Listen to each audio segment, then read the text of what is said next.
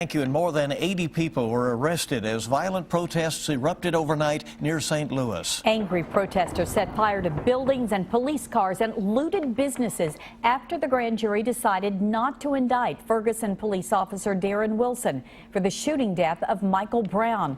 The National Guard is now in place. Daniel Nottingham has the latest on the protests from Ferguson, Missouri. It's daylight and crews are still working to put out a handful of fires here in Ferguson. It seemed like a matter of minutes before peaceful protest turned over to violence, and police so far say they've arrested at least 29 people. Protesters marched into the early hours. Demonstrations spiraled out of control and turned violent. At least a dozen buildings were set on fire. Businesses looted, windows broken, and hundreds of gunshots were heard. What I've seen tonight is probably much worse than the worst night we ever had in August. Police hurled tear gas into crowds. Some demonstrators taunted authorities and set fire to police cars. The police brought it on themselves. They have an aggressive stance.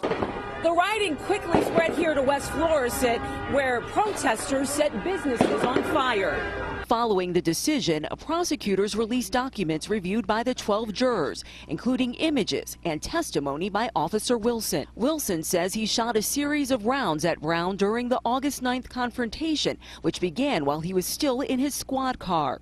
Wilson said his hands were inside on me, and he entered my vehicle with his hands, arms, and his head, assaulting me. Police continue to urge protesters to demonstrate peacefully. Change is created through our voice and not through destruction of our community. Brown's mother broke down among protesters following the decision.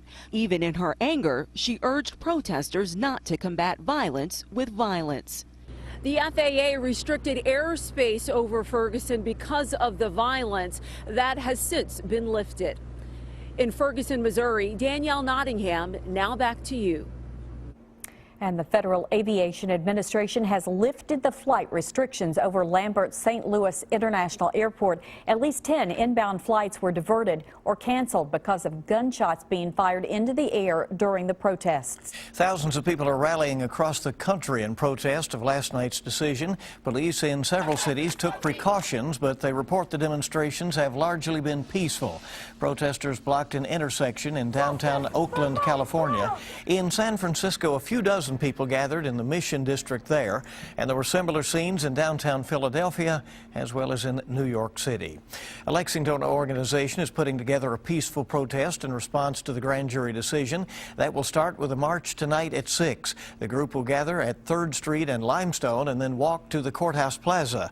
Organizers say they will honor both Michael Brown and Tony Sullivan, who was shot and killed by a Lexington police officer